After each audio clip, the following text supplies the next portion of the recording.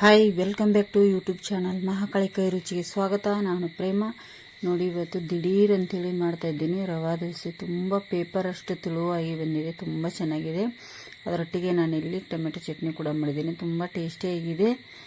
ಹೇಗೆ ಮಾಡೋದು ರವಾ ದೋಸೆ ಅಂಥೇಳಿ ನೋಡೋಣ ಬನ್ನಿ. ಮತ್ತು ಬೇಕಾಗುವಂಥ ಪದಾರ್ಥಗಳನ್ನು ಕೂಡಲೇ ಮಾಡುವಂಥದ್ದು ಇದು. ಯಾರಾದರೂ ಮನೆಗೆ ನೆಂಟರು ಅಥವಾ ಮಕ್ಕಳು ಶಾಲೆಯಿಂದ ಬಂದ ತಕ್ಷಣ ಏನಾದರೂ ತಿಂಡಿ ಬೇಕು, ಹೊಟ್ಟೆ ಹಸ್ತಿದೆ ಅನ್ನೋವಾಗ ಕೂಡಲೇ ಮಾಡಿಕೊಡ್ಬೋದು. ತುಂಬ ಅಂದರೆ ತುಂಬ ಟೇಸ್ಟಿಯಾಗಿರುತ್ತೆ, ತುಂಬ ಚೆನ್ನಾಗಿರುತ್ತೆ. ಇದು ಹೇಗೆ ಮಾಡೋದು ಅಂಥೇಳಿ ನೋಡೋಣ ಬನ್ನಿ.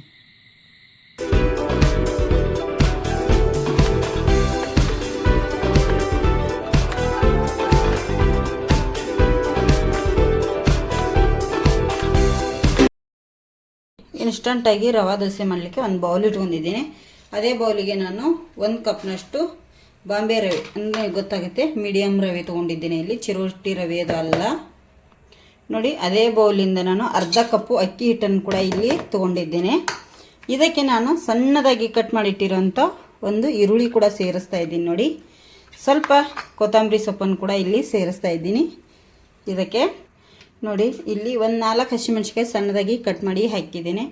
1 ಟೇಬಲ್ ಸ್ಪೂನಷ್ಟು ಜೀರಿಗೆ ಕೂಡ ಹಾಕಿದ್ದೇನೆ. ರುಚಿಗೆ ತಕ್ಕಷ್ಟು ಉಪ್ಪನ್ನು ಕೂಡ ಇಲ್ಲಿ ನಾನು ಸೇರಿಸಿದ್ದೇನೆ. ನೋಡಿ, ಇಲ್ಲಿ ಸಣ್ಣದಾಗಿ ಕಟ್ ಮಾಡಿಟ್ಟಿರೋಂಥ ಕರಿಬೇವು ಸೊಪ್ಪನ್ನು ಕೂಡ ಹಾಕ್ತಾ ಇದ್ದೀನಿ. ಇಲ್ಲಿ ಒಂದು 10ರಿಂದ 15 ಕಾಳು ಮೆಣಸು ತೊಗೊಂಡಿದ್ದೇನೆ. ಇದನ್ನು ಇದೇ ಥರ ಹಾಕುವುದಲ್ಲ, ಇದನ್ನು ಸ್ವಲ್ಪ ತರಿಯಾಗಿ ಕುಟ್ಕೋತೇನೆ. ನೋಡಿ, ಕಾಳು ಮೆಣಸನ್ನು ಈ ಥರ ತರಿ ಕುಟ್ಟಿ ಹಾಕಿದ್ದೇನೆ. ಈಗ ಇದನ್ನು ಒಂದು ಸತಿ ಚೆನ್ನಾಗಿ ನಾನು ಸ್ಪೂನಿಂದ ಅಥವಾ ಕೈಯಿಂದ ನಾವು ಮಿಕ್ಸ್ ಮಾಡ್ಕೋಬೇಕಾಗತ್ತೆ. ಎಲ್ಲವನ್ನು ಈ ಥರ ಮಿಕ್ಸ್ ಆಗೋ ಥರ, ಉಪ್ಪು ಅದೆಲ್ಲ. ಈಗ ಇದಕ್ಕೆ ನೀರು ಹಾಕಬೇಕು. ಎಷ್ಟು ಹಾಕಬೇಕಂಥೇಳಿ ನಾನು ಹೇಳ್ತೇನೆ ನಿಮಗೆ. ನಾವು ಅಕ್ಕಿ ಹಿಟ್ಟು ಮತ್ತು ರವೆ ಯಾವ ಬೌಲಿಂದ ತೊಗೊಂಡಿದ್ದೀವಿ ನೋಡಿ, ಅದೇ ಬೌಲಿಂದ ಇಲ್ಲಿ ನೀರು ಹಾಕ್ತಾಯಿದ್ದೀನಿ. 1 ಬೌಲು, 2 ಬೌಲ್ ಹಾಕ್ತಾಯಿದ್ದೀನಿ. ನೋಡಿ ಇಲ್ಲಿ 2 ಬೌಲ್ ನೀರು ಹಾಕಿದೆ. ಈಗ ಇಲ್ಲಿ 3 ಬೌಲ್ ನೀರು ಹಾಕ್ತಾಯಿದ್ದೀನಿ. ಒಟ್ಟಿಗೆ ನಾನು 4 ಬೌಲ್ ನೀರು ಹಾಕಿದ್ದೀನಿ. 1 ಕಪ್ ರವೆಗೆ ಅರ್ಧ ಕಪ್ಪು ಅಕ್ಕಿ ಹಿಟ್ಟಿಗೆ. ಬೇಕಾದರೆ ನಾವು ಮತ್ತೆ ಹಾಕ್ಕೊಳ್ಳೋಣ. ಈಗ 4 ಬೌಲ್ ಮಾತ್ರ ಹಾಕಿದ್ದೀನಿ. ಇದನ್ನೀಗ ಚೆನ್ನಾಗಿ ನಾವು ಮಿಕ್ಸ್ ಮಾಡ್ಕೊಳ್ಳೋಣ ಇಷ್ಟೇ. ನೋಡಿ, ಈ ಥರ ಇದನ್ನೀಗ ಎಲ್ಲವನ್ನು ಹೊಂದೋ ರೀತಿ ನಾವೀಗ ಮಿಕ್ಸ್ ಮಾಡಬೇಕಾಗತ್ತೆ. ನೋಡಿ, ಇಲ್ಲಿ ಈ ಥರ ಆಗಿದೆ. ಈಗ ಇದು ಇಷ್ಟು ಗಟ್ಟಿ ಇದೆ, ಇರಲಿ. ನೋಡಿ, ಇನ್ನೂ ನೀರು ಬೇಕಿದಕ್ಕೆ.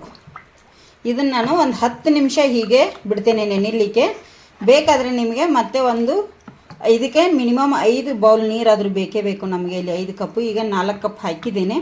ಇಷ್ಟು ಇರಲಿ. ನಾನೀಗ ಒಂದು ಮುಚ್ಚಳ ಮುಚ್ಚಿ 10 ನಿಮಿಷ ಬಿಟ್ಟ ಮೇಲೆ ಮತ್ತೆ 1 ಕಪ್ ಇದಕ್ಕೆ ನೀರು ಸೇರಿಸೋಣ ಅಂಥೇಳಿ ಈಗ 10 ನಿಮಿಷ ಆದಮೇಲೆ ತೋರಿಸ್ತೇನೆ. ನೋಡಿ, ಇಲ್ಲಿ ಈಗ ತೆಗೆದು ನೋಡ್ತಾ ಇದ್ದೀನಿ. ನೋಡಿ, ಇಲ್ಲಿ ಈಗ ನೆನೆದಿದೆ. ಇದು ಒಂದು 10ರಿಂದ 20 ನಿಮಿಷ ಆಗಿದೆ. ಇದು ನೋಡಿ ಎಷ್ಟು ಗಟ್ಟಿಯಾಗಿದೆ. ಈಗ ನೀವು ನೋಡಿ ಸೇರಿಸ್ಕೋಬೋದು ನೀರು. ಇನ್ನಷ್ಟು ಬೇಕನ್ಸಿದ್ರೆ, ಬೇಡಾದರೆ ಬಿಡಿ. ನಾನು ಇನ್ನೊಂದು ಕಪ್ ನೀರು ಹಾಕ್ತೇನೆ ಇದಕ್ಕೆ. ನೋಡಿ, ಇನ್ನೊಂದು ಕಪ್ ನೀರು ಕೂಡ ಇದಕ್ಕೆ ಸೇರಿಸಿದ್ದೇನೆ. ಈಗ ಟೋಟಲಾಗಿ 5 ಕಪ್ ನೀರನ್ನು ನಾನಿಲ್ಲಿ ಹಾಕಿದ್ದೇನೆ. ಈಗ ಹಿಟ್ಟು ರೆಡಿಯಾಗಿದೆ. ಈಗ ದೋಸೆ ಹಾಕಿ ತೋರಿಸ್ತೇನೆ ಬನ್ನಿ ಯಾವ ಥರ ಅಂಥೇಳಿ. ನೋಡಿ, ಇಲ್ಲಿ ನಾನ್ ಸ್ಟಿಕ್ ತವಾ ಇಟ್ಟಿದ್ದೇನೆ. ಅದು ಕಾದಿದೆ ಆಲ್ರೆಡಿ. ಫ್ರೆಂಡ್ಸ್, ಈ ಥರ ನಾನು ಇದಕ್ಕೆ ಸ್ವಲ್ಪ ಒಂದು ಅರ್ಧ ಟೇಬಲ್ ಸ್ಪೂನಷ್ಟು ಎಣ್ಣೆ ಹಾಕಿ ಇದನ್ನು ಈಗ ಎಲ್ಲ ಕಡೆ ಸ್ಪ್ರೆಡ್ ಮಾಡ್ತೇನೆ. ನೀವು ಬೇಕಾದರೆ ಈರುಳ್ಳಿಯಿಂದ ಬೇಕಾದ್ರೂ ಸ್ಪ್ರೆಡ್ ಮಾಡ್ಕೋಬೋದು. ನಾನೀಗ ಎಲ್ಲ ಕಡೆ ಸ್ಪ್ರೆಡ್ ಮಾಡಿದ್ದೀನಿ. ಇದಕ್ಕೆ ಎಷ್ಟು ದೋಸೆ ಹಿಟ್ಟು ನಾವು ನೀರು ದೋಸೆ ಮಾಡ್ತೀವಿ ನೋಡಿ, ನೀರು ದೋಸೆ ಥರನೇ ಹಾಕೋಬೇಕಾಗತ್ತೆ. ಇದಕ್ಕೂ ಕೂಡ ಹಿಟ್ಟು ಚೆನ್ನಾಗಿ ನೋಡಿ ತೆಳುವಾಗಿ ನೀರು ದೋಸೆ ಹಿಟ್ಟಿನ ಹಾಗೇ ಹಾಕ್ತಾ ಹೋಗಬೇಕು. ನೋಡಿ, ನೀರು ದೋಸೆ ಹಿಟ್ಟು ಯಾವ ಥರ ಹಾಕ್ತೀನಿ ನೋಡಿ, ಅದೇ ಥರ ಹಾಕಬೇಕು. ಈಗ ಇದನ್ನು ನಾನು ಬೇಯಿಸ್ಕೊತೇನೆ ಚೆನ್ನಾಗಿ. ಇದು ಸ್ವಲ್ಪ ಇದ್ರ ಮೇಲೆ ಮುಚ್ಚಳ ಮುಚ್ಚಿ ಬೇಯಿಸ್ತೇನೆ. ಚೆನ್ನಾಗಿ ಬೇಯುತ್ತೆ ಅವಾಗ ಅದು. ನೋಡಿ, ಇಲ್ಲಿ ಮುಚ್ಚಳ ಮುಚ್ಚಿ ಇದನ್ನು ಒಂದು 2ರಿಂದ 3 ನಿಮಿಷ ಬೇಯಿಸ್ತೇನೆ. ನೋಡಿ, 2ರಿಂದ 3 ನಿಮಿಷ ನಾನೀಗ ಮುಚ್ಚಳ ಮುಚ್ಚಿದ್ದೆ ತೆಗೆದುತ್ತೇನೆ. ನೋಡಿ, ಎಷ್ಟು ಚೆನ್ನಾಗಿ ರವೆ ದೋಸೆ ಬಂದಿದೆ ಅಲ್ಲ, ಗರಿ ಗರಿಯಾಗಿ.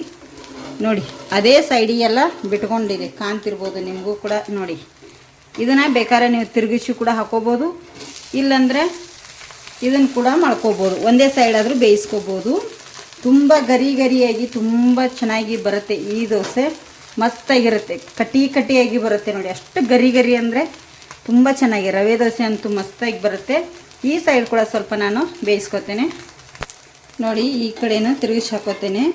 ನೋಡಿ ಎಷ್ಟು ಚೆನ್ನಾಗಿ ಗರಿ ಗರಿಗಿರೋಂಥ ರವೆ ದೋಸೆ ಎಷ್ಟು ಚೆನ್ನಾಗಿ ಬಂತಲ್ಲ. ಈಗ ನಾನು ತಕ್ಕೊಂಬಿಡ್ತೇನೆ ಇದನ್ನು.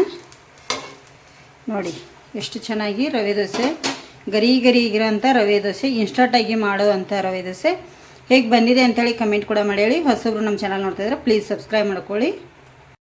ನೋಡಿ ರವೆ ದೋಸೆ ಗರಿ ಗರಿಯಾಗಿ ತುಂಬ ಅಂದರೆ ತುಂಬ ಚೆನ್ನಾಗಿ ನೋಡಿ ಎಷ್ಟು ತೆಳ್ಳಗಾಗಿ ಬಂದಿದೆ, ಕಾಣ್ತಿರ್ಬೋದಲ್ಲ. ದಿಢೀರ್ನೆ ಮಾಡುವಂಥ ರವೆ ದೋಸೆ. ಅದರೊಟ್ಟಿಗೆ ನಾನಿಲ್ಲಿ ಟೊಮೆಟೊ ಚಟ್ನಿ ಕೂಡ ಮಾಡಿದ್ದೀನಿ. ತುಂಬ ಚೆನ್ನಾಗಿರುತ್ತೆ. ನೀವು ಒಂದು ಸತಿ ಮನೆಯಲ್ಲಿ ಟ್ರೈ ಮಾಡಿ ಹೇಗೆ ಬಂದಿದೆ ಅಂತೇಳಿ ಕಮೆಂಟ್ ಕೂಡ ಮಾಡಿ ಹೇಳಿ. ಪ್ಲೀಸ್ ಹೊಸಬ್ರು ನಮ್ಮ ಚಾನಲ್ ನೋಡ್ತಾಯಿದ್ರೆ ಸಬ್ಸ್ಕ್ರೈಬ್ ಮಾಡ್ಕೊಳ್ಳಿ. ತುಂಬ ಅಂದರೆ ತುಂಬ ಚೆನ್ನಾಗಿ ಟೇಸ್ಟಿಯಾಗಿ ಟೊಮೆಟೊ ಚಟ್ನಿ ಎಲ್ಲದಕ್ಕೂ ಆಗುತ್ತೆ. ದೋಸೆ, ಇಡ್ಲಿ, ಪರೋಟ ಒಟ್ಟಿಗೆ, ಚಪಾತಿ ಒಟ್ಟಿಗೆ ಎಲ್ಲದಕ್ಕೂ ಆಗುತ್ತೆ. ಇದು ಕೂಡ ದೋಸೆ ಅಂತೂ ತುಂಬ ಸಾಫ್ಟ್ ಏನಿಲ್ಲ, ಗರಿ ಗರಿಯಾಗಿ ಬಂದವು ಫ್ರೆಂಡ್ಸ್. ನೋಡಿ ಕಾಣ್ತಿರ್ಬೋದು ತೂತಾಗಿ ಎಷ್ಟು ಚೆನ್ನಾಗಿ, ತುಂಬ ತೆಳು, ಪೇಪರ್ ಅಷ್ಟೇ ತೆಳುವಾಗಿ ತುಂಬ ಚೆನ್ನಾಗಿ ಬಂದಿದ್ದಾವೆ. ಇನ್ಸ್ಟಂಟಾಗಿ ಮಾಡುವಂಥ ರವೆ ದೋಸೆ ನೋಡಿ ಇದು ಹೇಗೆ ಬಂದಿದೆ ಅಂತೇಳಿ ಕಮೆಂಟ್ ಕೂಡ ಮಾಡಿ ಹೇಳಿ. ಹೊಸಬ್ರು ನಮ್ಮ ಚಾನಲ್ ನೋಡ್ತಾಯಿದ್ರೆ ಸಬ್ಸ್ಕ್ರೈಬ್ ಮಾಡ್ಕೊಳ್ಳಿ.